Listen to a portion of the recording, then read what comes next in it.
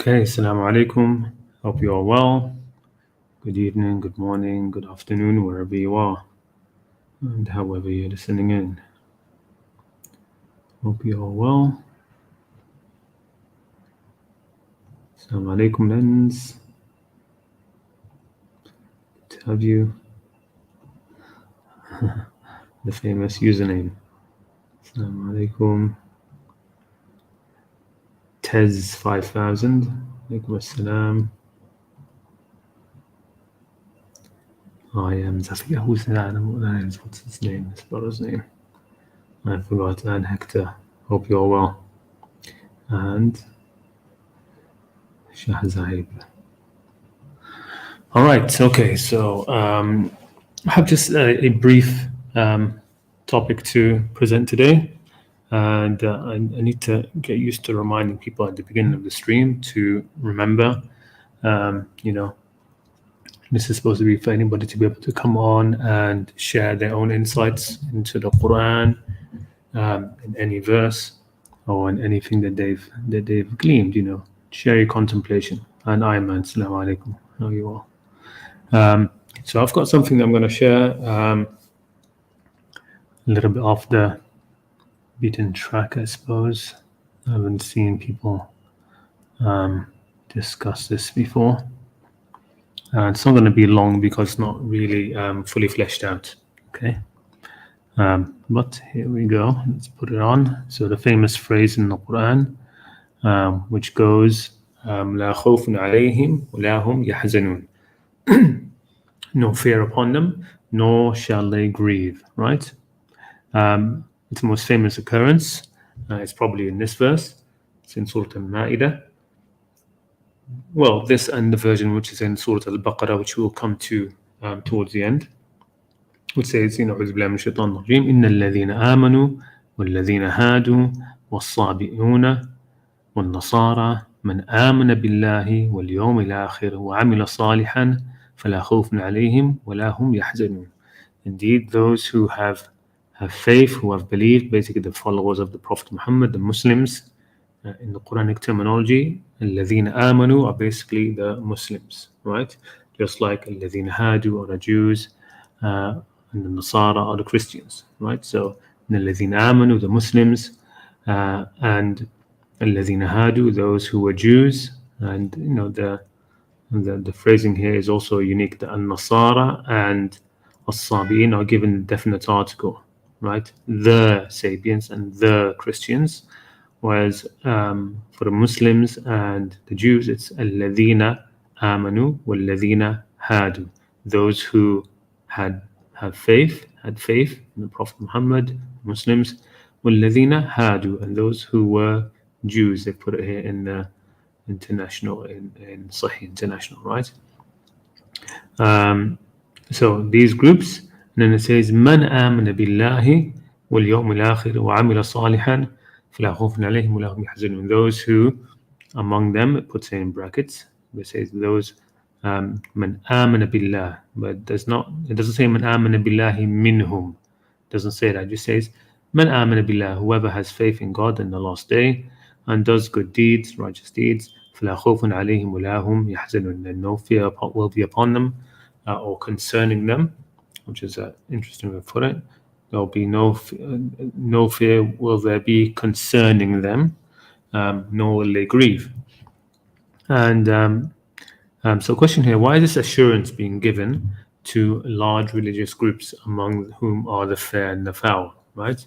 It has been given to الذين آمنوا والذين هادوا الصابئون النصارى, right? All of this, sort of like a blanket statement on these groups. Now, of course, you could say, no, it's mitigated in it, where it says men, whoever, amana billahi, but you could take this as being, any other group. So it's talking about these groups, large religious groups, and then it says any other religious group, who, man amana billahi wal yawmil akhir, right? So any other religious groups, and in the past this has been used to include others in that. For example, like Buddhists and other religious groups could be thought of, but this is meaning it's opening up to anybody else, any other religious groups who are like them, who also have faith in God in the last day, i.e. faith in higher power, in justice, ultimate justice, or calm, or anything like that. And the last day, that there's going to be a day of retribution, or that ultimately justice will be done. Yawm al-akhir, right? That injustice does not go unrequited, right?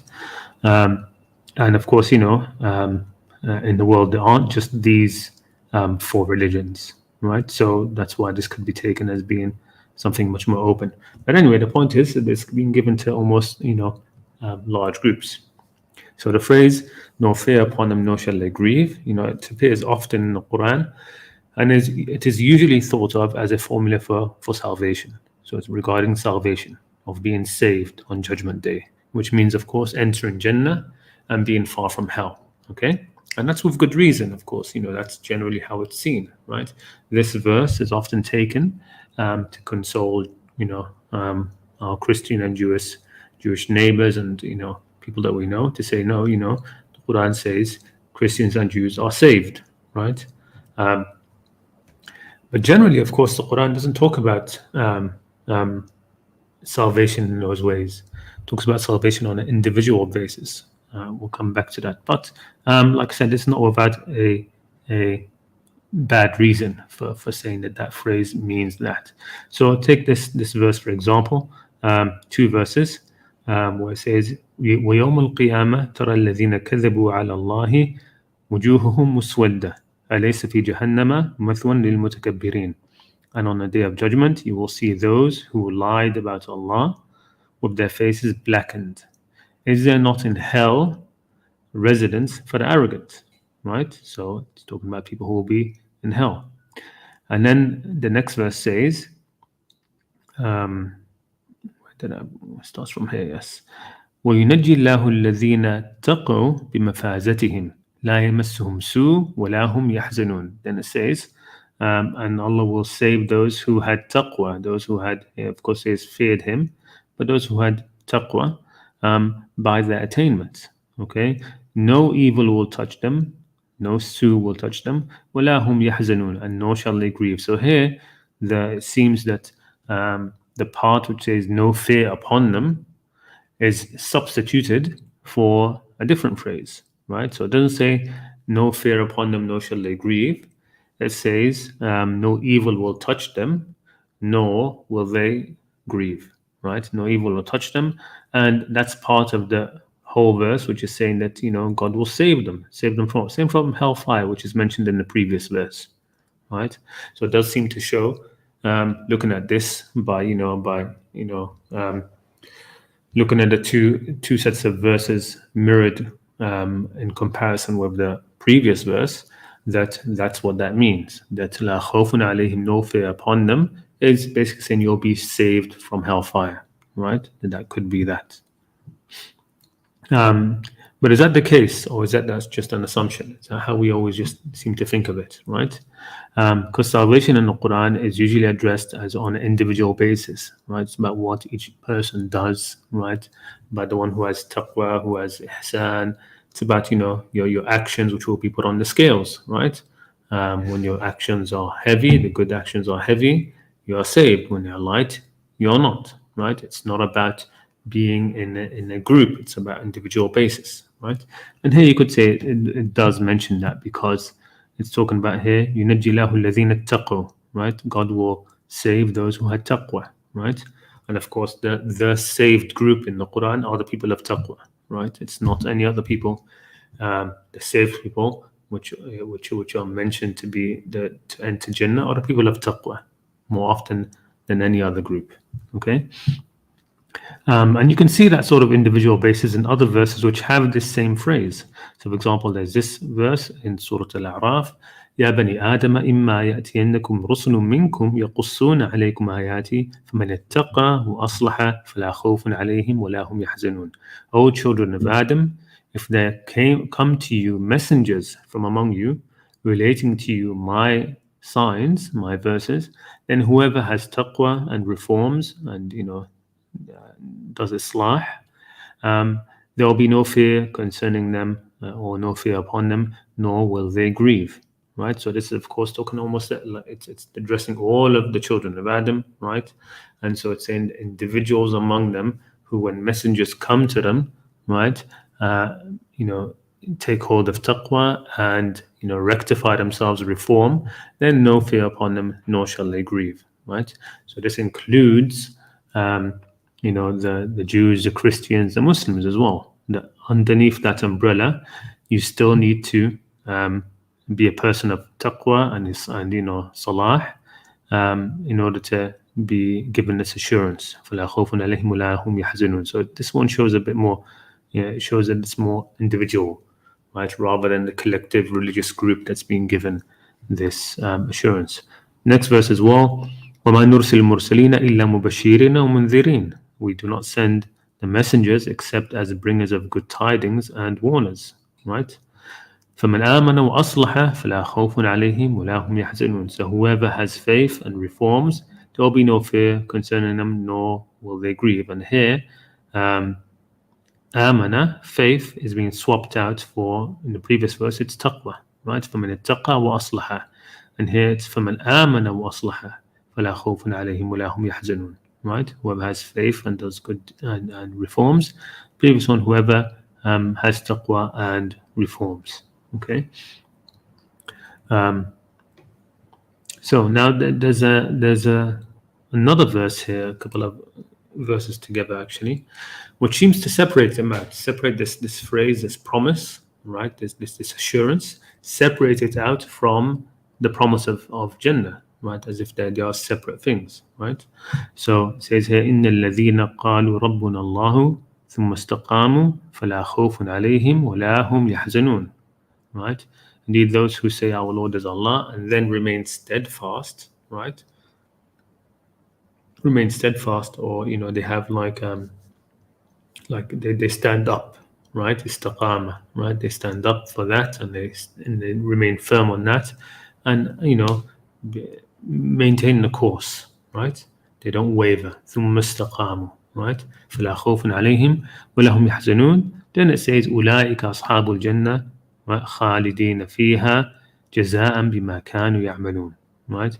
Those are the companions of Jannah, to be therein forever, as a reward, of course, for what they used to do, which is another of the verses which shows once again that Jannah, it's always promised, Ashabul Jannah, Dkhulul Jannah, بما كنتم تعملون, right? جزاء بما كانوا يعملون, right? It's always a reward for your actions, right? It's always a reward for the actions.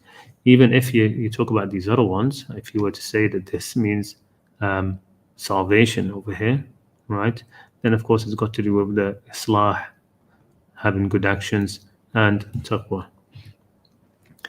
Okay, so here it's separated out. So why is this brought separate? If this already means la khawfun alayhim wa la hum yahzanun, already means going to Jannah, right? Being saved in hereafter, then this part becomes almost redundant, right? It becomes redundant unless you're just talking about the part where it says explaining that it's for what they used to do, right? But that, you know, what they used to do is the istiqam, which falls under that anyway. But anyway, the point is that you've got some verses in the Quran where this seems to be separate. La khawfun alayhim wa la hum yahzanun is mentioned, and then the promise of salvation is given after it or separate from it. Okay, and then there are some verses where there's another element added, which is, you know, the reward, right? There's a promise of reward that's also separate from this phrase. So this phrase very often isn't just وَلَا خَوْفٌ عَلَيْهِمْ وَلَا هُمْ يَحْزَنُونَ. There's no fear upon them, nor shall they grieve. But there's also usually a part which leads it, which is فَلَهُمْ أَجْرُهُمْ عِنْدَ رَبِّهِمْ. For them is their reward with their Lord. So this is an example of that. It says الذين ينفقون أموالهم بالليل والنهار سرا وعلانية فلهم أجرهم عند ربهم ولا خوف عليهم ولا هم يحزنون. Those who spend their wealth in Allah's way by night and by day, secretly and publicly, they will have their reward with their Lord. Right? So what does it mean, their reward of their Lord? Well, it means that, you know, you could say that this is a part which is more emphatic about promise for Jannah than the other part, which says, La khawfun alayhim wa lahum yahzunun. There's no fear upon them, nor shall they grieve. Because when you think about it, really, that the phrase itself, there's no fear upon you, nor shall you grieve. That is not an explicit promise of Jannah. In the context of when we're talking about, people always wondering about salvation, it seems almost natural to just conclude this is about salvation. But the actual wording of it is just talking about two things: what? Fear and grief. That upon them there shall be no fear, nor shall they grieve. Right? So it's not. But of course, people can say that in this world there's always going to be fear and there's always going to be grief. So if you're going to talk about God promising people that they will have no fear, no grief, that can only be in the next life, right? That could be said as well. But anyway, I'm just giving some things to think about here. Here's another verse again, which shows, which has the promise of reward, saying that they will have reward separate from no fear upon them, nor shall they grieve. So it says, "Inna alladhina amanu wa amilu salihat." Now, usually that's enough, right? Those who have faith and do good deeds, ulaika ashabul jannah hum fiha khalidun. They are the companions of Jannah, to abide therein forever. Here it continues a little bit. It says, "Inna alladhina amanu wa amilu salihati wa aqamu salah," and established salah, wa atu zakah, and they've given the zakah. Lahum ajruhum, for them is a reward with their Lord. Again, this phrase, right, is added on before wala khawfun alayhim wala hum yahzanun. Right, so they're separate. You could say that these two things are separate, right? La khawfun alayhim wala hum yahzanun, and lahum ajruhum inda rabbihim. They're separate, right? They are separate. And that brings me on to the last thing which I want to mention, which is this key difference between these two verses, which are repeated, except for that one part. And many people don't notice it, but the verse which is used again to console, to tell Christians and Jews that the Quran promises them also salvation. There's two versions of it. There's the one which is in Surah Al-Baqarah, which is the earlier surah, of course, and the one which is in the final surah, Surah Al-Ma'idah. The one in Surah Al-Baqarah has that part which talks about reward, right? So it says, "Inna alladhina amanu walladhina hadu wal-nasara was-sabi'ina man amana billahi wal-yawmil akhir." So again, mentioning those groups, the Muslims, the Jews, the Christians, the Sabi'ina, whoever has faith in God and in the last day, and does righteous deeds. And it says, فَلَهُمْ أَجْرُهُمْ عِنْدَ رَبِّهِمْ, for them is a reward with their Lord. وَلَا خَوْفٌ عَلَيْهِمْ وَلَا هُمْ يَحْزَنُونَ. In the Surah Al-Ma'idah, that part is not there. فَلَهُمْ أَجْرُهُمْ عِنْدَ رَبِّهِمْ isn't there. It isn't in this last the last version of this verse that's revealed in Surah Al-Ma'idah. That part isn't there, right? It isn't there. It just goes. It doesn't say فَلَهُمْ أَجْرُهُمْ. It doesn't say for them is a reward with their Lord. Instead, it just goes straight to فَلَا خَوْفٌ عَلَيْهِمْ وَلَا هُمْ يَحْزَنُونَ. There's no fear upon them, nor shall they grieve. And what's the difference? Why? Why is there this difference between these two verses? We're talking about the same groups and the same introduction to both of them. Of course, there's a swap of Sabi'ina and Sabi'una actually in this verse, and Nasara, right? And it's swapped over here. Here you have the Nasara first, and then the Sabi'ina. That's the only difference in the initial startup of this verse, right? The rest of it exactly the same, right? This part and this part, right? Are all exactly the same, apart from that switch.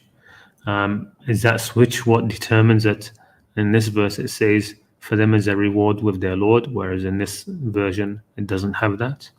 I don't know, but it's something I think which needs to be looked at. So some final thoughts about that. Why am I talking about this? I was discussing it with somebody, and I thought, okay, maybe this phrase, it's much more dependent on context, on the context than we normally would think. We normally think that it's just a phrase for salvation. but maybe what it's sometimes talking about, it's not really being applied to the next world, but to this world, right? Maybe that's what it is. Maybe sometimes it applies to this world rather than the next. Okay, and when it concerns the major religions, right, it could be saying, for example, that those of that description will not be made to have fear in this world on account of this revelation, on account of the Quran, nor will this Quran cause them to grieve or to be anxious, right? The phrase itself, "La khawfun alayhim," there's no fear upon them, is sort of like in the present. It's not talking about the future. It's not saying that in the future there will be no fear upon them. It's saying that "La khawfun alayhim" now, "Wala hum yahzanun" is like almost a continuous tense. "Wala hum yahzanun," right? Now and in the future, right? That they will not be sad or grieve or anxious, right? But la khawfun alayhim, like it doesn't say la yakhafuna, right? That they will not be in fear or they will not, be fear. It's the two parts of it are constructed very differently, right? La, upon them there shall be no fear. Why doesn't it say la khawfun alayhim wala huzn alayhim, and there's no, sadness upon them either, right? Both phrases are given a bit differently, right? And it's it should be noted, of course, that fear generally is for the future. When people have fear, the fear is for the future. You don't really fear the things for the past, right? Grief is what concerns the past, not fear, right? And the word used for grief or sadness here, hazn, is often in Arabic. It's a word, it's Arabic. Its Arabic opposite is often the word sahal, right? Sahal literally means ease or smooth. Something which is sahal is something which is easy or smooth, and that's why even hazn, which is the word which means sadness, it's often used to mean difficulty as well. It's often used difficult, like in the famous dua that people say. Oh Allah, la, there's nothing easy except what you make easy. La sahl illa ma ja'altu sahlan. There's nothing easy except what you make easy. وأنت تجعل الحزن سهلا, right? إذا شئت سهلا. And you make the hazn, the sadness or the difficulty, if you will, ease. You make it easy. Okay, because that which is difficult is going to always be a source of grief or sadness. So that's why in Arabic these are sort of equated. Hazn, right? Sadness is linked strongly with grief. So looking at that again, the idea, just going back to the beginning.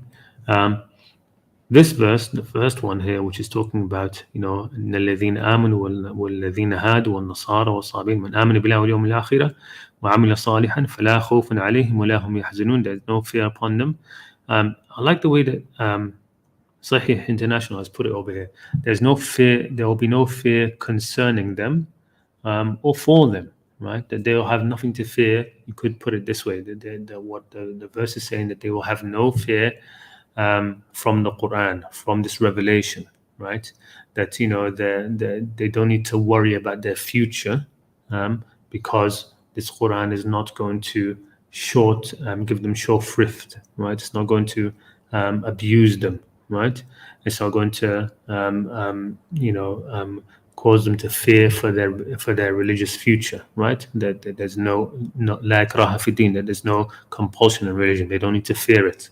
Okay, وَلَا هُمْ يَحْزَنُونَ, then they don't need to be in grief or anxious regarding the past, right? That the difficulties that they've had, because again, hazn can be about difficulty.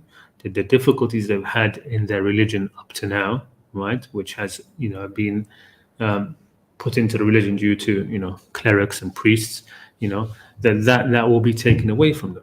Right, that can be removed. That can be, that the Quran is going to show up a lot of the mistakes of their past, and also they don't need to be fearful about it. In that the Quran is not completely denying the past scriptures; it's confirming them. It's not denying the past prophets; it's confirming them.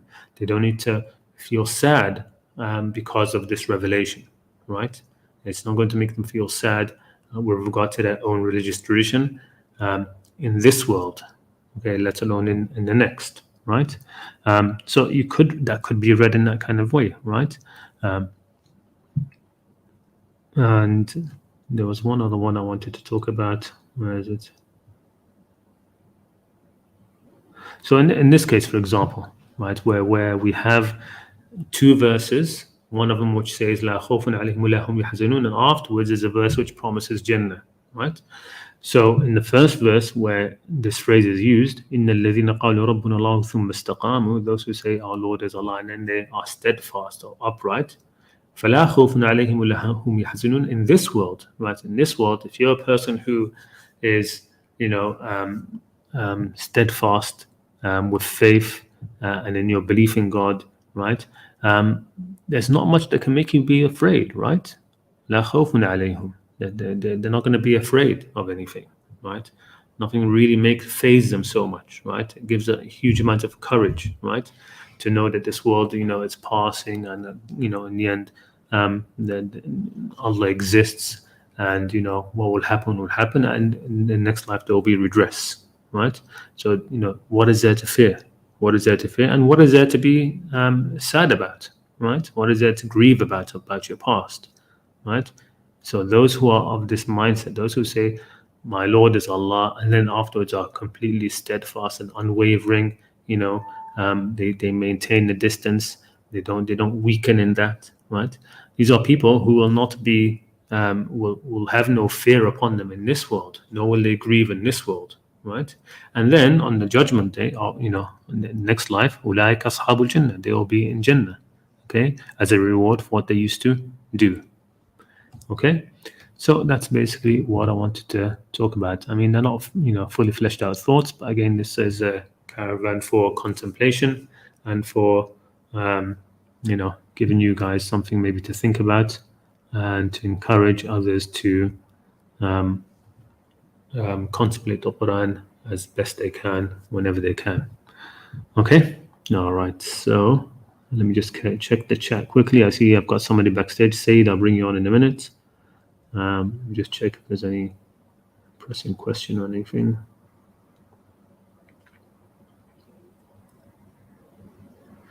What is the most problematic issue in today's ummah? You got me on that one. I think everybody's going to say different things for that, right? It's the most problematic issue in today's ummah. I'm not sure. Coming up blank with that. There's so many things we could say, right? But a single most problematic issue, I don't know. There's so many issues. It could be just if I were to take a stab at it, it would just be about honesty, right? Like just complete sincerity and honesty with respect to religion and the Quran and everything else, right? That honesty and actually just believing what Allah says in the Quran, believing it as it is. But of course, that needs a bit of dedication. Anyway, Sayyid, assalamu alaikum. Hello, assalamu alaikum. We cannot hear you.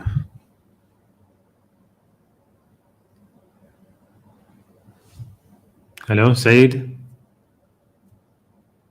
Okay, we'll leave him there for a while. Maybe he's having some mic trouble. Oh, he's disappeared. Okay.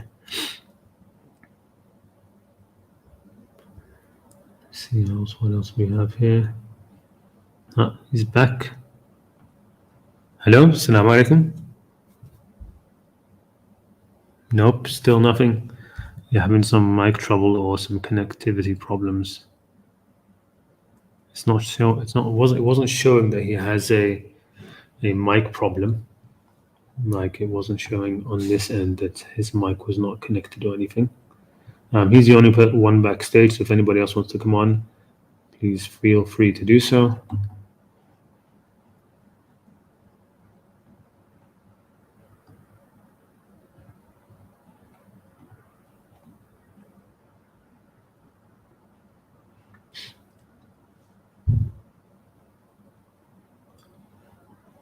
don't know if he's going to be coming back on yet or not. But if not, we'll be closing it up pretty soon. Anybody else have anything interesting to contribute to the stream, even in the chat? No, I did it over here. The interesting thing I was speaking about, I was looking at today, was somebody put a Twitter thread regarding Surah Al-Ikhlas, where he's looking at the rhyme, right? And in the rhyme of Surah Al-Ikhlas, you have, of course, rhymes of ad, right? Allahu Ahad, Allahu Samad, they've got this ad rhyme to it, okay? And when it comes to the verse of Lam Yalid wa Lam Yulad, he begetteth not, nor was he begotten. This guy was saying that the order is contrived for the sake of the rhyme, right? That usually what a person would say, because of course usually birth comes before fathering, right? So somebody is born first, and then they have children afterwards, right? So that the natural way it should be in the verse should be that he was not begotten, nor does he beget. It should be that way around. That he does not, he was not born, nor did he give birth. And I was like, no, I mean, it depends. Even it's not totally natural. When you're speaking to people normally, right? If you're speaking to adults, you don't ask them, how old you are, right? Like a very old person, you don't really ask, about their, you don't ask if they were born or not, right? You would ask if they have children first, right? You ask if they have children. Whereas a young person, you'd ask them if they, when they were born, right? That takes priority. But the other thing is that in the rest of the Quran, I don't think that there's any other verses which deny that God has a father, right? I can't think of any other verses in the Quran which deny that God has a father. The rest of the Quran has many more verses denying that God has a son, because that is the thing which has the most theological implications, right? Those who claim that Jesus is the son of God, Uzair is the son of God. The Jews say we are the children of God. Those who say that jinn are children of God, that the angels are children of God, etc. And these things matter religiously, right? Because God's children, quote unquote, would have authority. We even have that in the Prophet has been taught that as well in the Quran. It says, قُلْ إِنْ كَانَ لِلرَّحْمَنِ وَلَدٌ فَأَنَا أَوَّلُ الْعَابِدِينَ. If Ar-Rahman had a son, I would be the first to worship him, right? So the verse first denies that God has a son is actually the right way it should be, right? Because it takes more priority. You deal with the thing which is more important before getting to the thing which is less important, right? Lam yalid wa lam yulad. He begetteth not, nor was he begotten. So that makes that way around is the way it should be. The other thing that you mentioned in the thread is that samad, the word samad, which is translated in various ways, the absolute, the eternal, things like this, is something which is highly contested in tafsir literature. What does a samad mean? And it's true. It's almost like nobody seems to have a firm grasp of what a samad means.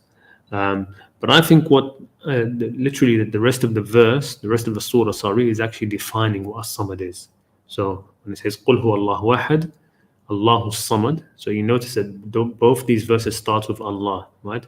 Allah is Ahad and Allah is Samad. The next verses don't say Allah lam yalid lam yulad. Don't say Allah is the one who begetteth not, nor is he begotten, and doesn't say Allah is the one who nothing is like him. Instead, it carries on. So Allahu Samad, and then continues lam yalid wa lam yulad wa lam yakun lahu kufuwan ahad. That last part, those last two verses, are actually the definition of Samad. They are what Samad means. Samad is the one who begetteth not, nor is he begotten, and there's none like unto him. That's the definition of Samad. and it becomes very easy to see that when you don't think to yourself, okay, that there's an unusual word in the Quran, which nobody knows what it means, right? If there's a word in the Quran which is unique, right? The Quran often explains it, right? And explains what it means by it. You know, like al-qari'ah, mal-qari'ah, wa ma adraka mal-qari'ah. Al-qari'ah, what is the qari'ah? What will make you know what al-qari'ah is? And then it explains, right, what is meant by that. So that's very interesting. Said, unfortunately, we still can't hear you. Hello, hello. Can Oh, you there hear? we go. I can hear you now, yes. Assalamu alaikum, brother. Assalamu Alaikum alaikum. assalam. How are you? Good, good, brother. Brother, Excellent. I'm writing a book about people of paradise, Jannah. Uh, Yeah. my understanding, any human being who believe in Creator and do Hmm. righteous deed, they go to paradise regardless of their religion. Am I correct? Well, I mean, I think we've discussed this quite a few times. That you don't even have to believe in the creator. My view is that you don't even have to believe in Okay. the creator. Um, it's literally just about your deeds, right? That God is looking in this world to see which of us is best in actions, right? Okay. The belief in God, God doesn't need us to believe in Him. It's not even belief in God. It's really in the Quran. It's iman. Iman is about faith. It's about trust. Okay, it's exactly how you have it for a guide, right? If you were traveling from one place to another, right, um, believing that your guide exists is meaningless. Instead, you should trust your guide and follow the directions. So that's what Iman is in the Quran. It's about faith. So what God is asking for people is to have faith in Him so that He can guide them, right? Because you can't be guided by your guide unless you put your trust in your guide, unless you put faith in your guide and follow them, right? You can believe your guide exists, right, and then go your own way. That's not iman. That's not trust, right? No, If you, I think my understanding, Allah gave us fitra, two type of fitra Allah gave us every human being. hmm, One fitra is to knowledge of God existence. This is Allah program within our brain. The God yeah, no, exists. I don't accept that. I I'm a know that this is given. This is given as something that fitra is God is programming people that God exists. That isn't the case. That isn't the case. No, no. and even if you say that there is a programming in the brain that God exists, right? Yes. It's not. It's like subconscious. Like it's very, very, very, very low, right? And Le- so, because of that, it's not something that's going to be that God is going to put your salvation upon, right? You're going to go to hell. You don't believe in God because I gave you this subconscious fitrah, this subconscious knowledge that I exist, and you didn't realize it. You didn't dig deep down inside yourself enough, and you, as a baby, as a child, allowed your parents to take that fitrah away from you, right? uh, If there was a fitrah which will hinge on salvation, it will be something which your parents could never take away from you, could never cover. So the fitrah of the human being isn't that. The fitrah of the human being is something else, right? Something which is, what all people sort of recognize. When people say, act like a human being, be a human being, right? What are they talking about? They're talking about fitrah. That's fitrah, right? The way a person behaves, behave like a person, behave like a human. Don't behave like an animal, right? The fitrah of the human being is to behave like a human being, right? We all know the difference between a person who's behaving like a human and a person who's behaving like an animal, right? That's what fitrah is about. there is a verse in the Quran. Allah take from Adam loin, uh, Adam loin babies. He asks them, "I'm not your Lord." Mm. And Yeah. they said, "Yes, you are our Lord. You are our God." So Mm. this is Allah talking about the fitra within human being. Well, it doesn't say fitrah.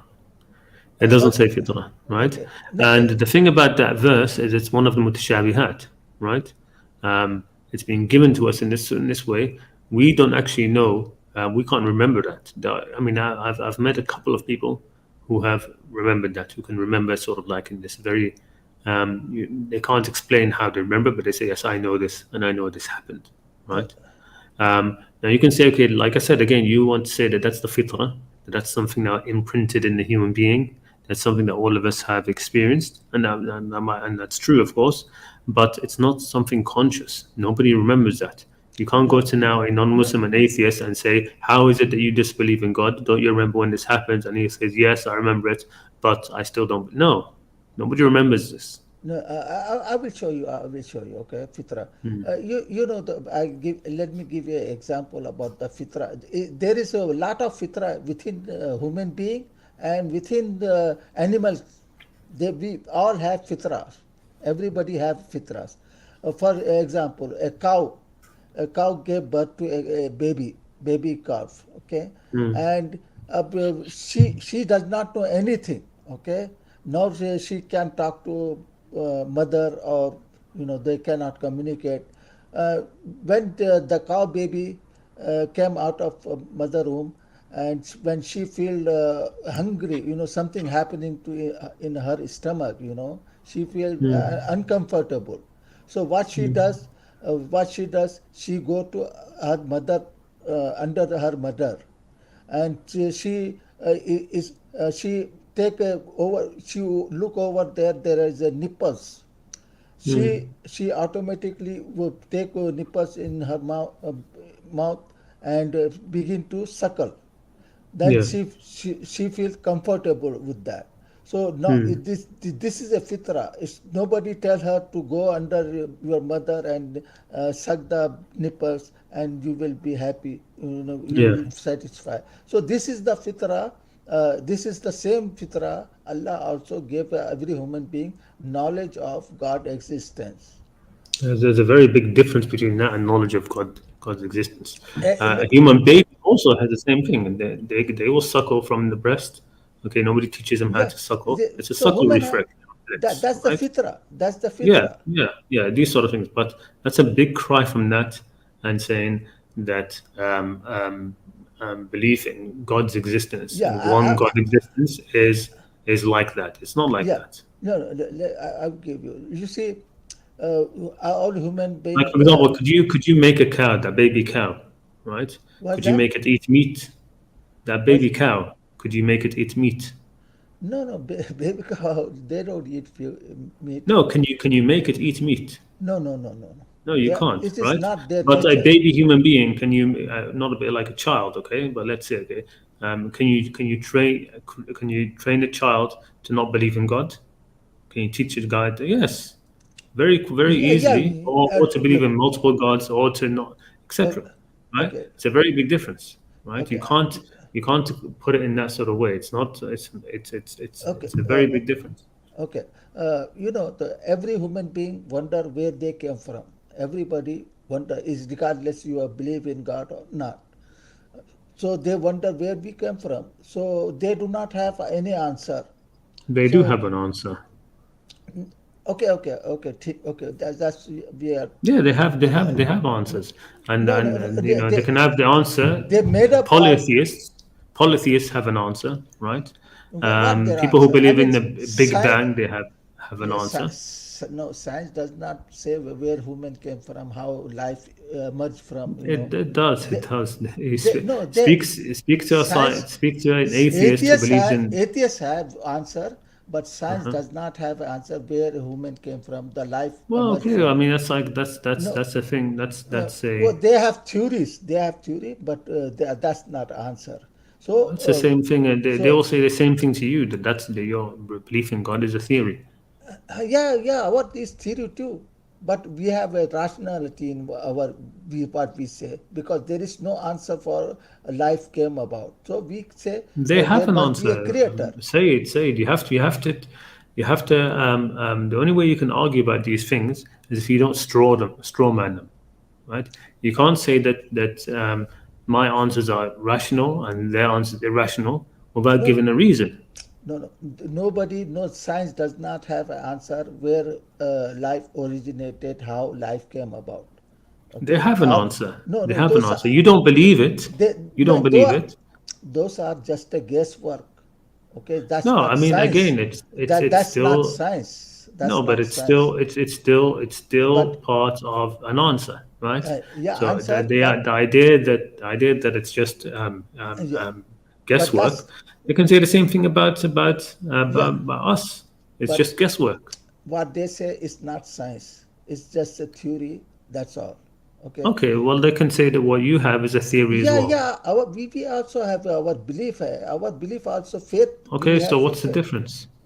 There, there's nothing different. Okay, I will give you so. Okay, other fitra, one fitra Allah gave a guide existence to every human being. Another fitra human being Allah gave to human being is knowledge of knowing right from wrong. Allah gave us, we have knowledge, stealing is wrong, lying is wrong, hurting other people or killing other people is wrong. This knowledge Allah gave us. Why Allah gave us two fitra?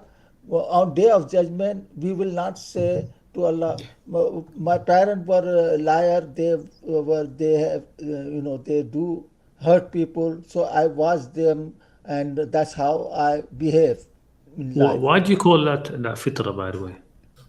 Because we know every human being knows lying is wrong, No, I regardless mean of. I understand, but in the Quran when these sort of things are mentioned, like the word fitra doesn't come up in the Quran much. No, no, no. It There comes is up. It comes up. It comes up. I think once, no, no, no, no, no. Yeah, but and it Allah doesn't say come up in this context. Yes. no, no, no. Allah say, did we not show you two-way? Yeah, There but are I'm talking about just the word fitra. It's not used in those, no, no, no. right? I'm using fitra. Okay. Yeah, I know. I'm asking you why you're So using God, fitra there. Allah say, we show you the two-way, the right to thankful or unthankful. So God gave us knowledge of knowing the right from wrong. Okay. Regardless, our parents were bad people. Allah gave Yeah, I us mean, look, this says the verse there is "Inna hadaynahu sabila imma shakiran wa imma kafura." Right? We guided him to the path, right? So that yeah, you can talk about that's hidayah, right? It's hidayah. hidayah. It's Hidayah so is the word used is hidayah. It's not fitra. It's yeah. not inna He, fatarna fihi. We made fitra upon him to know the two. It's not that. look. I give you ayat number chapter 90:10, and show him two way, good and evil, and indeed we guided him to the way to be he grateful or to be ungrateful. ये 76 3 है. 53:39, the man can have nothing but what he strive for. uh, uh, Yeah. so there are many verses Allah but showing he show human being the knowledge of good and bad and Yeah. the knowledge of God. So No, not knowledge of God. Knowledge no, of the good and bad, yes. Of the then of the of the fujur and the taqwa, yes. no, no. But it's not saying there's no verse which says that God put into human beings knowledge of His existence. Yes, yes. Firstly, and secondly, I've mentioned this before, but the Quran just does not try to prove the existence of God. Quran doesn't. Quran takes it as a given that No, people no. believe in God. That's part of it. Quran does not address atheists. There were no atheists in Arabia. It does not talk about atheists or atheism at all. Allah Right? talk about lot of in verses about atheists, those Not who at all. believe not, those who believe not. No, So no, no. talking about It's not talking about those who don't believe in God. Right? It's not talking about belief in God. Right? no, no, At all. those who do not believe. Those who Fight. do not have iman. Okay. I know the verses. Fight those who do not believe in Allah and last day. You know who these people are? These people are not a Christian because Christian believe in Allah and last day. So who Yeah, these people are? those were the northern Arab tribes, okay, who were affiliated with the Christian northern what's called the Byzantines, right? So they didn't really have any faith in God in the last day, or had the real allegiance. That verse is talking about that. The verse in Surah Tawbah you're talking about. I know it. So Allah talking It's about about atheists. no, So Allah no, talking about no. atheists. It's not. It doesn't mean that the atheists. No, Fight those who do not believe in Allah and no. last It's day. not. It's not. It's The not. It's Allah not talking believing about God. the atheists here. No, no, no. It's And not. there It's are not talking about. ton of ayat, Allah talk about atheist people. No, Who no, no. It's not talking. Allah called them dumb, blind, deaf, worst of the creature. Allah Yeah, called. yeah, I but have ton it's of. not. It's not. It's not about atheists, right? They are atheists. No, Who are Allah calling worst of the creature? yeah, Who not atheists. who are those worst of the creature Allah talk about? Well, no, many which are talking about that. They're just talking about the people who do not act like a human being, right? Who do not see, do not hear, do not think, right? That these are the worst of creatures because they have been given so much. They have been given the higher faculties of a human being, and they don't use them at all, and instead act like cattle, act like dumb beasts, Yeah, right? I have ton of ayat about talking about the atheists. Yeah, again, I can I again, can look, we'll just go around in circles about that. It's fine if you think so, but I definitely don't see that there's any atheists in the Quran. no. There are tons about Allah talk about atheists. You know, let me show you about those atheists in the Quran. Ton of ayat about talking about atheists. Okay, yeah, over here I got it. Uh,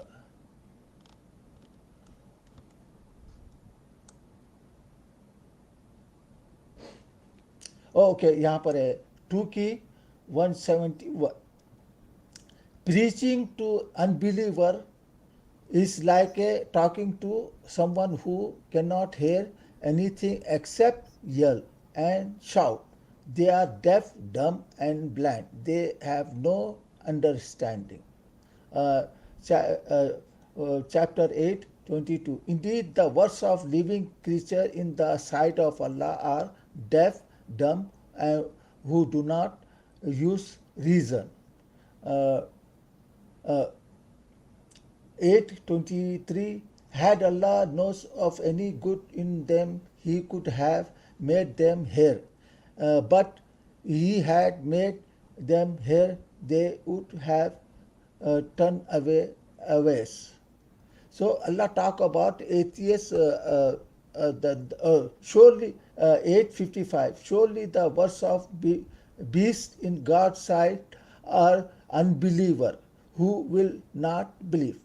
आप देखिए 8:55 की है. Surely the words of beast in God's sight are unbeliever who believe not, who will not believe.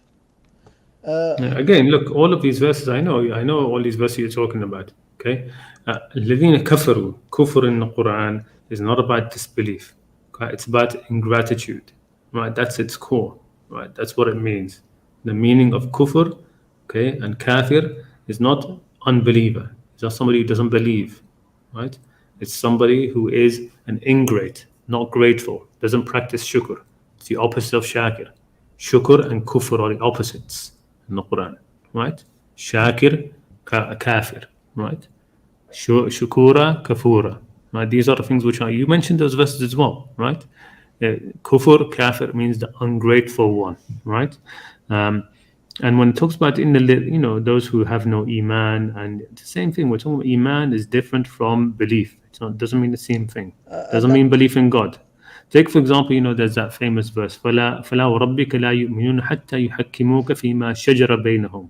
So Allah is speaking to the Prophet saying, no, by Allah, by your Lord, they do not have iman, they have no faith until they make you, Muhammad, the judge regarding what they dispute between themselves, and then they don't find in themselves any issue, right? What does it say in here? They don't believe in God? No, they believe in God. He's talking about the Muslims here especially, right? He's talking about the Muslims who go to the Prophet, and who say, who ask him for a judgment, and then they don't submit to that judgment, right? They don't submit to it. They don't accept it. Okay. Allah is saying here, by your Lord, they do not have iman. They do not have faith. What does that mean? They don't have faith? They don't believe in God? La yu'minuna, they don't believe in God? No, it means that they have no real faith, no real trust in the Prophet. That when he is given a judgment, he is given the right judgment. They don't trust that. They don't have faith in that, right? So no, they don't believe in God. They believe in God, right?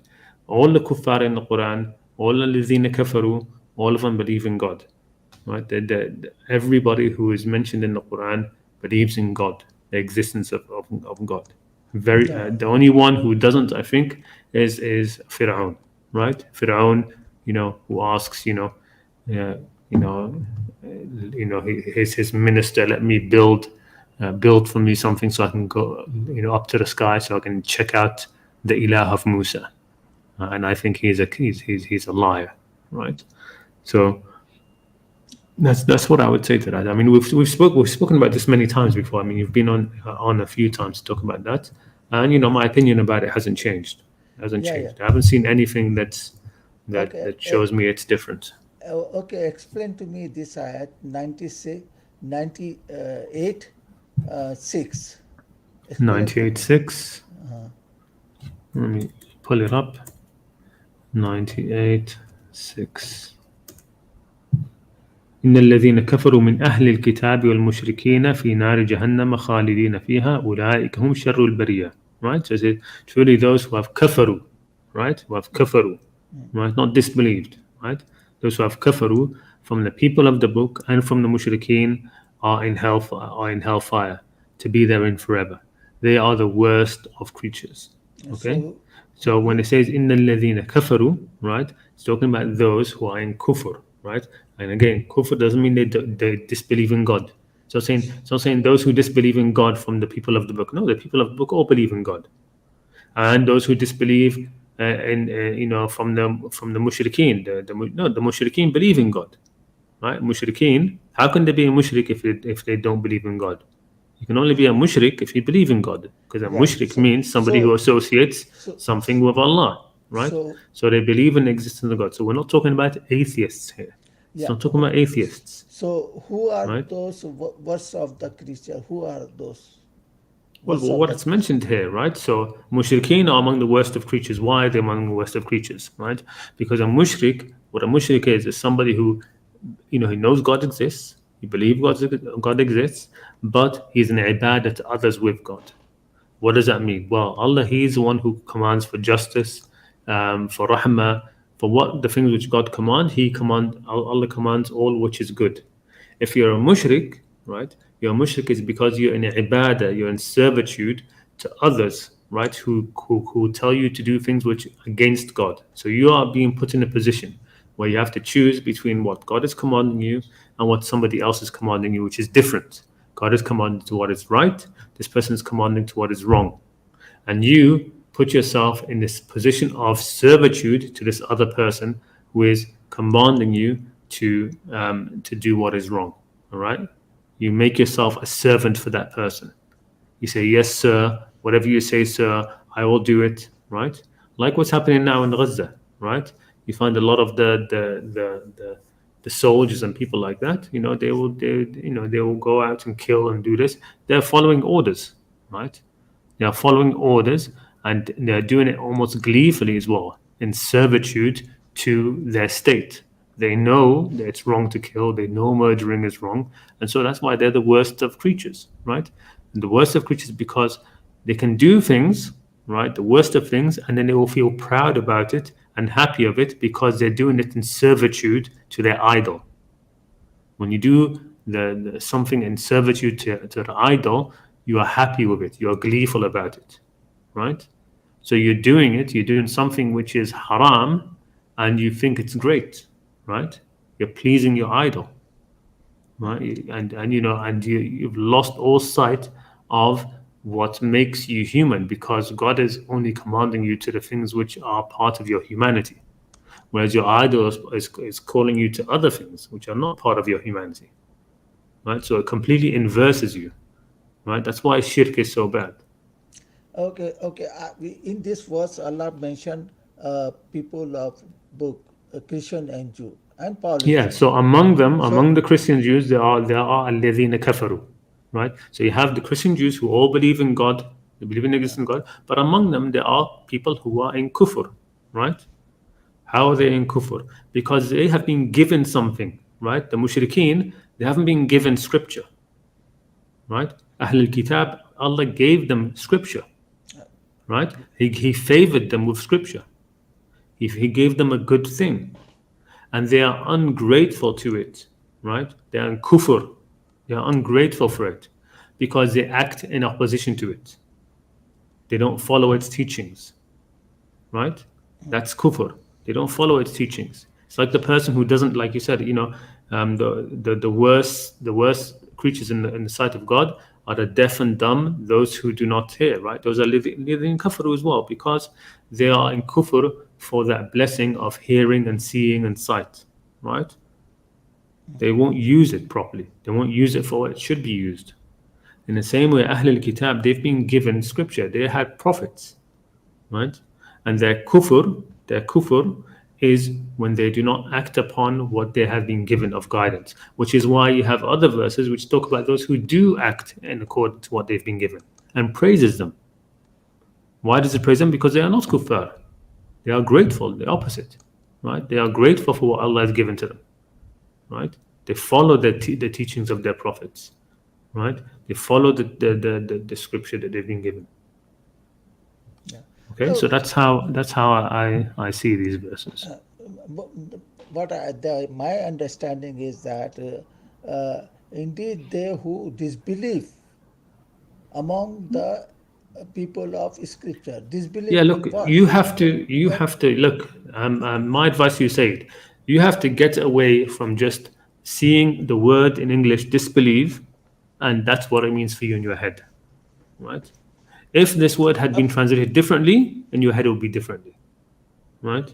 Okay, You have to disbelief. Uh, get above this hurdle, uh, uh, right? di- You have to i- get above this hurdle yeah. that the English that you're reading is the Quran. It isn't the Quran.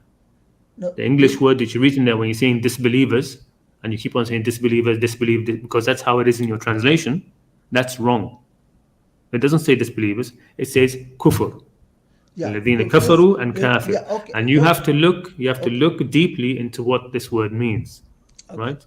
And If then you once you've done that, you have to keep that firmly. You can't, okay, I've looked at it, I understand it, and now I go back and I read the disbelievers, and straight away you're back in your mind thinking of disbelievers, okay. right?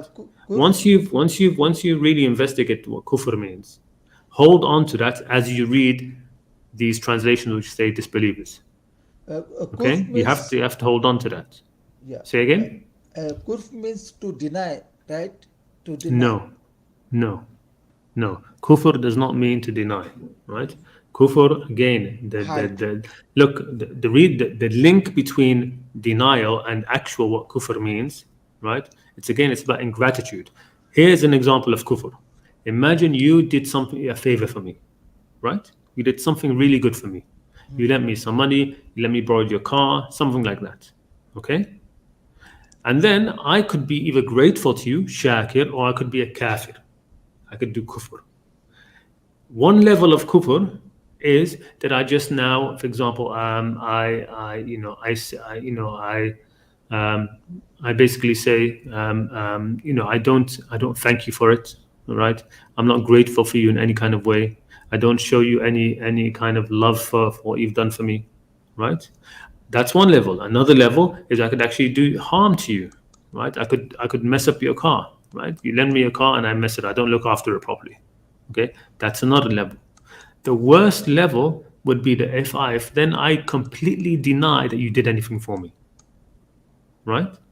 That you come to me next time and you say to me, oh, Khalid, remember when I lent you that money? Well, I need you to lend me a bit of money as well now. I'm like, what? You never lent me anything. Or you never let me borrow your car. That never happened. You didn't do that, right? That's now kufr, right? It's when you completely deny a favor, right? Like when the link between kufr and denial, kufr is not denying a truth that you know, as people like to think. That it's to reject a truth that you believe in. That isn't it. Kufr is about rejecting, when the link with kufr, right, is about rejecting the actual favor, right, which is the pinnacle, that's the pinnacle of ingratitude. That you don't even recognize the favor that was done to you. You completely deny it. You say it never happened, right? That's the most you can be ungrateful to somebody, right? If you imagine, I mean, maybe it's happened to you in your life sometime, right, where you've done something good for somebody, and then they acted as if you never did anything for them, and they refuse to acknowledge it. They won't even admit that you did something good for them. How do you feel then? That makes you really angry, right? You think, oh my God, how ungrateful. How ungrateful. That's kufr, right? That's the link of kufr and denying. Okay. Now, of course, kufr is a multifaceted word anyway, right? But that's the core of it. The central issue of kufr is that ingratitude, right?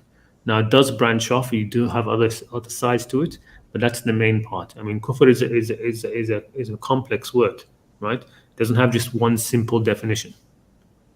Right? Like when we talk about love doesn't have just one simple definition. You can see expressions of love all around you, right? There's different situations where you say that you can see love there, you can see it there between a man and his wife, between a parent and his child, right? You can see it in a fan and who they look up to, the star or whoever, the idol, right? There's different types of love, right? And it manifests differently in different situations. Kufr also, you can see different aspects of it all around in different situations. But the core of it, okay, just like the core of love, you could say, is like it's about the feeling, right? It's like the feeling of affection to somebody, right? Or wanting good for them, or you can put these different definitions for it, but you will see it in different areas, in different situations. And kufr as well has a central idea of being ungrateful, right? Right? And it's not, and even saying it in English, it doesn't work really well, because in English we can only think of ungrateful and gratitude as the opposite of gratitude, right? So we say, grateful, ungrateful, right? But what word do we have in English that means by itself ungrateful in a positive way? That a word which isn't not this, right? The word isn't ungrateful. Isn't it a word which just means, that's how it is in kufr, in Arabic. The Arabic word kafir doesn't mean ungrateful. It's not made out of two parts. It's not a negative and a word. It's its own word. Kafir in Arabic, it's its own word. Right? It's not like ungratitude in English. Ungratitude in English is not its own word. Ungratitude in English means not grateful. It means ungrateful. It's made out of two parts, negative and the word, and the original word. It's telling you the opposite. It doesn't have its own meaning. Brother, there is one ayah talk about, Allah asked this about the people who do not believe in God. Like, do you create yourself? That's the who we ask. Allah asking this question: do you create yourself? Those who do not believe in God, Allah asking them about this question: do you create yourself? No, so that's in Surah At-Tur, right? It's a rhetorical question, okay, and it's a series of rhetorical questions, many rhetorical questions. Who got asking this when Allah asks them, "Do you create yourself?" Who he asks? Yeah, he's asking them. He's asking. He's asking the believer who believe in God or who do not believe in God. You can ask the believer as well. Does the believer, create himself? But believer, look. This question for not for those who believe in who create a No, creator, but for a this question living. for those who reject the God. No, God asking it's the not. people who reject the God. It's not talking about the people who reject God, right? It's a series of questions, a bunch of questions, one after the other, right? It's To part of the address rhetoric of that. Who Yeah, is no, God addressing to? it's talking about the kuffar of Mecca, of course. In this verse, it's talking about the No, kuffar of Mecca, right? kuffar believe in creator. Yes, yes. Yeah. Kuffar who believed So in the Creator. yeah. So if it's not for the kuffar, but it's the people who do not believe they have a creator. No, no, no. Look, the point is, it is a rhetorical question. Yeah, but A rhetorical question means what? It's a question where you know the answer, right? no, but It's saying, did who you create yourselves? It's saying, what is the actual verse again? أم خلقوا من غير شيء أم هم الخالقون? Is it that they were created from nothing or they were the creators, right? Right? They know that both of these are wrong. They already, that's the but point of a rhetorical question question. أم question خلقوا السماوات والأرض? Are you going to say that they believe that they created the heavens and the earth? That the next verse says, or did they create the heavens and the earth? The next verse is asking them, did yeah, they but create the heavens? Do you mean? Are you going to tell me now that means that they believe they created the heavens and the earth? No, they know they didn't create the heavens and the earth. But the question is rhetorical. The addressed question, a to the rhetorical question, is a question where you ask somebody, right, a question to which they already know the answer, to make them but see the answer more clearly, yeah, right? but the address question addressed to the those who do not believe in a creator. No, no, just as the other question isn't addressed to those who believe they created the heavens and the earth. The question is asking them because they know God created them. They know that. And they know that they weren't created out of nothing. So when I ask them, أم خلقوا من غير شيء أم هم الخالقون, besides which is not even addressed to them. It's actually addressed to the believers, right? These questions, it's talking about them, right? Or is it that they were created from nothing, or they were who's it talking to? He isn't talking to directly to them, right? It's not even addressing them directly. It's part of the rhetoric. Okay. Now, I'm surprised you believe polytheism did not have atheists among them. That's the very every society have atheists in every society. Any throughout human history, human reject Very, God. very There few. are you I don't think there was hardly. I don't think there was any atheists in Arabia, right? no, you cannot In say Greece, the main place which had some atheists, in the ancient world was probably Greece. Greece had atheists, right?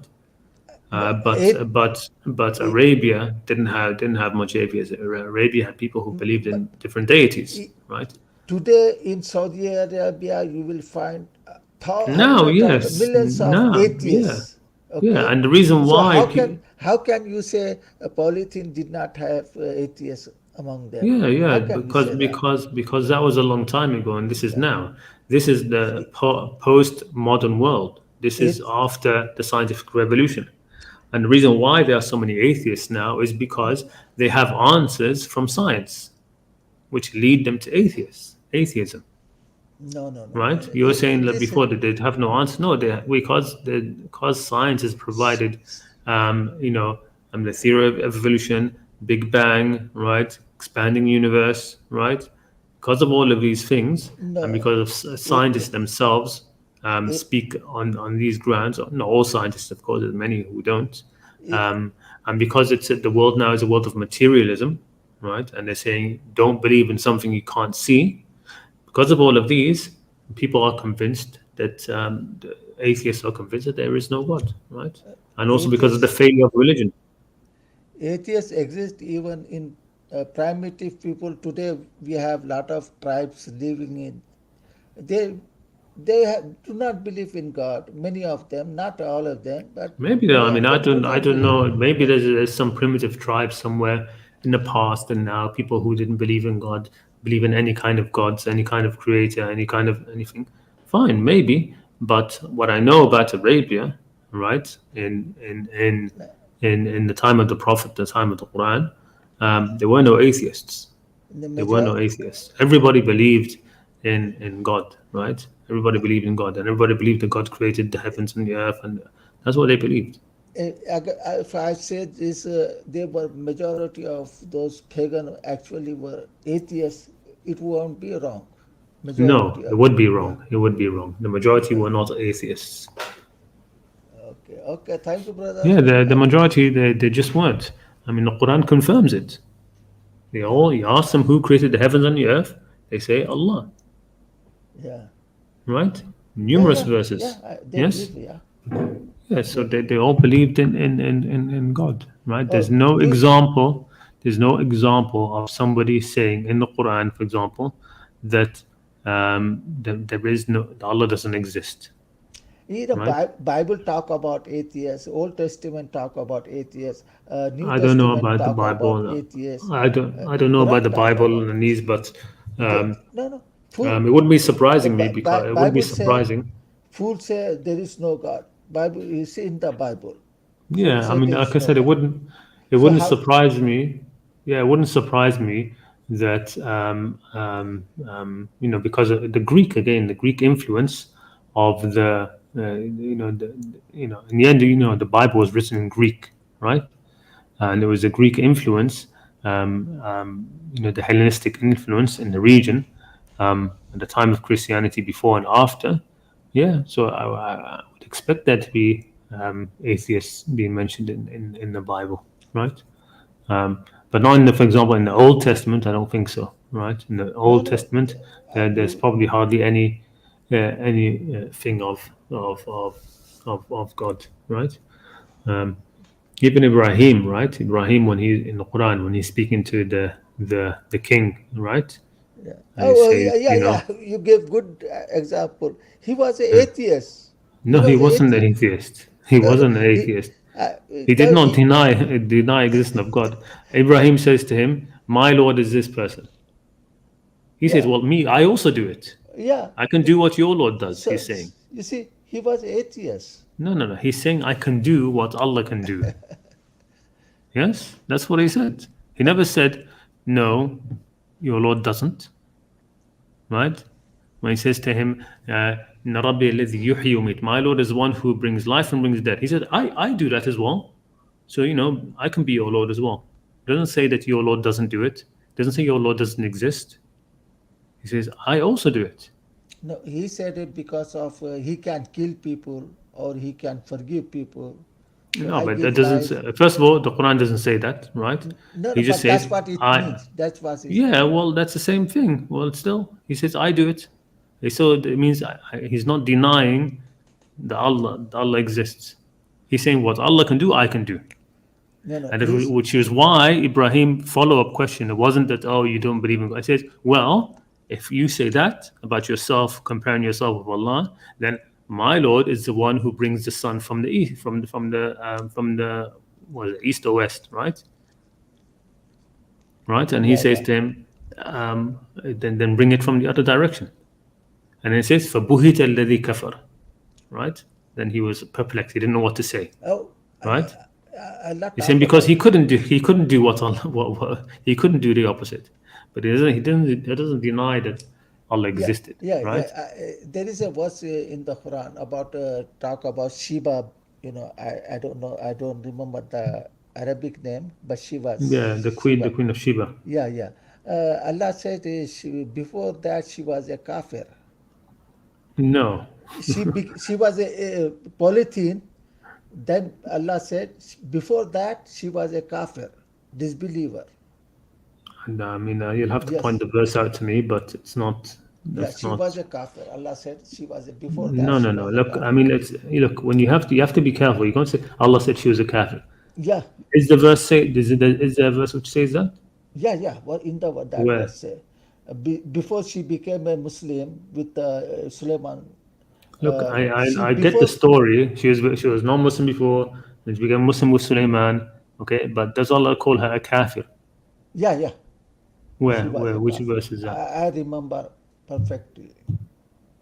She was a kafir. She was became a Muslim. She was a polytheist.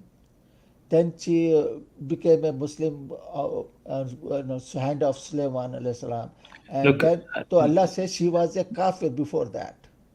well, I'd like to see the actual verse where the Yeah, word yeah. kafir is actually used, Yes, right? yes, yes. It's not just saying that, No, right? no, she You was a have to kafir. actually. No, actual word kafir. again, you can't just say. But let's just see. I mean, I think I can pull it out now. Let's see. وصدها الذي وصدها, because I know that's a word in there.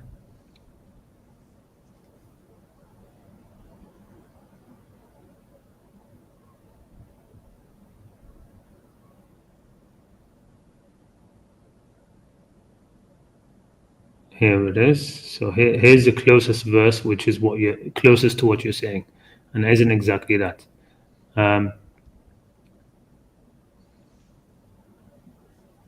Because one of the things, remember, when she came, when the Hudhud gave her the text, what did the text say?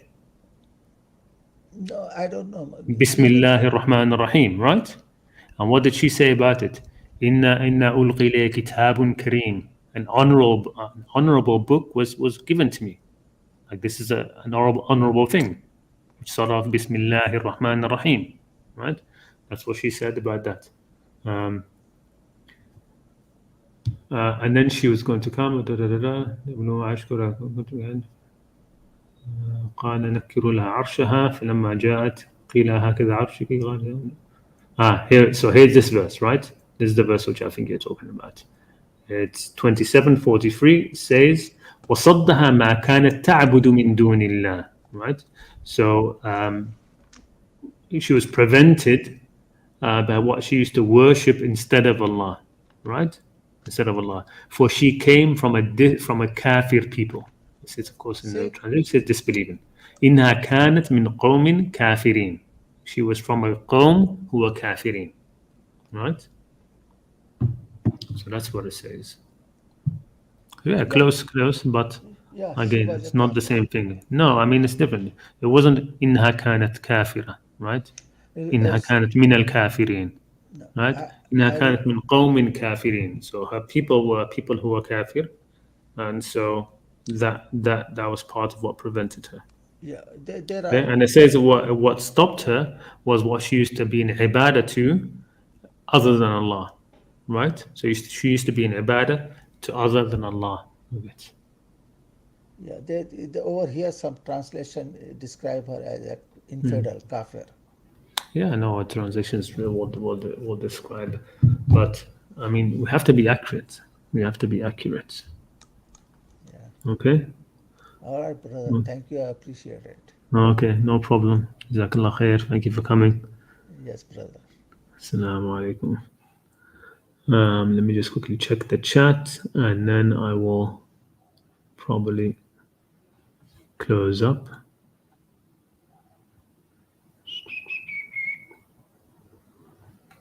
Why did God specifies hell in the Quran? Many Muslims from progressive Islam always talk about hell and saying it's eternal. Yeah, I mean, I did a stream about hell being eternal or not. And either way, even if you think hell is eternal, the punishment in hell is not infinite, right? Punishment is hell is only according to the deeds. It's only according to the deeds. Perfect dawah. Let me bring you on in a minute. Just let me quickly check some of this chats. Kind of, there are not many articles or any contributions that I'm aware of which someone added just one Quranic term like taqwa or kufr. And I mean, every form which it comes, yes, it's true. Of course, we have contributions, for example, Avizitsu, but we should have I have one article dedicated to one term. I must paint a very clear picture of the meaning. That's true. It would be good, like something very, like a couple of pages, which you can give to people as a reference. That would be good. No, it's fine. The trivial thing of atheism is that there are atheists who are very hostile to God and say the worst things about God and hate him, but are relatively okay humans for the rest. Yeah, I mean, I see that as just a reaction against religion.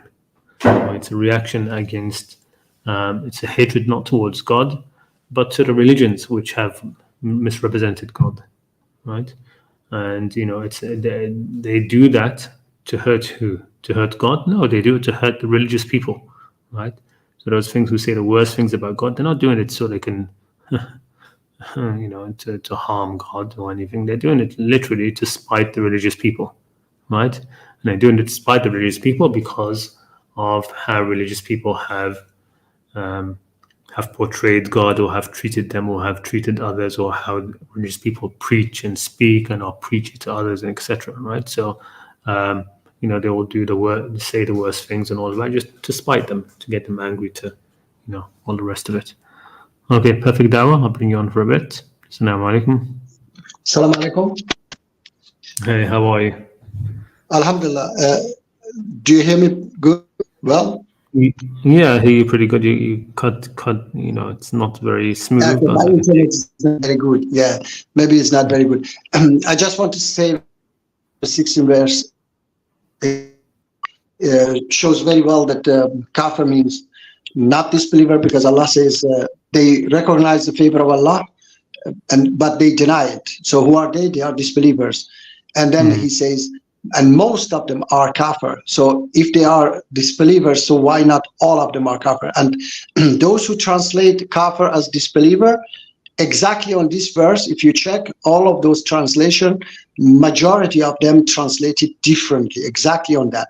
And there is a verse, I've forgotten the verse, where Allah, Shaitan, rejected our command and he became a kafir. Okay, that also shows that Shaitan believed in God, but he just because he rejected his command, that's why he became a kafir, not that he was a disbeliever. Chapter 98, verse 1 and verse 6 as well. The kuffar among the people of the book. So either all people of the book are kafir, if it is disbelief, or none of them. So why among them are kafir? It means that kuffar is not a disbeliever. Kuffar are those who kufr, they do bad deeds. They reject Allah's commands. So I just, and after this, I wanted to see, Brother Khalid, if you can please, my live talk about the verse 538, because there is somebody who wants to know about that. And I want somebody who speak Arabic so that we can discuss that.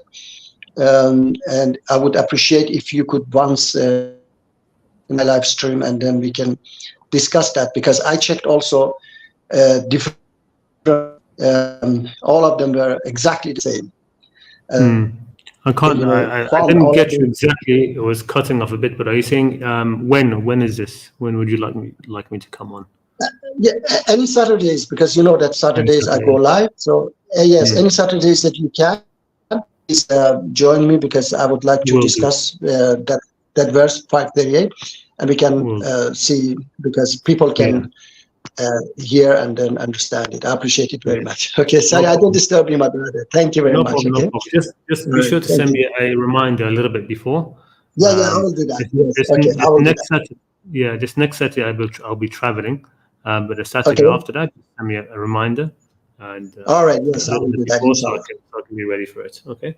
All right, thank you very much. Thank you, my brother. Assalamu alaikum. No, thank you. Assalamu alaikum. Take care. All right, okay. I think we'll call it a wraps there. Jazakumullah khair. Thank you so much for coming on. And if anybody has any thoughts about that, again, what I presented in this stream wasn't fully thought out. I haven't had a chance to really go deep into it, but I think it is something to pay attention to, right? That this phrase "la khawfun alayhim wa la hum yahzanun," what it's literally saying is very is not very different, but is quite a bit more general and different to how we usually think about it in our own minds. We usually think about it just means that these people are going to Jannah, right? Whereas, if in these verses, if God had wanted, he would have said, "Ulaika ashabul Jannah," they are people of Jannah, to be there forever, right? But the idea of having no fear upon you and not grieving, it's a much more broader, it's more broader concept, right? And it can be applied more broadly even to this world as well. and could be applied to the relationship between the Quran and these other communities, that they will have nothing to fear from the Quran or from the Prophet or from this revelation, and that the Quran or this revelation of the Prophet will not cause them to grieve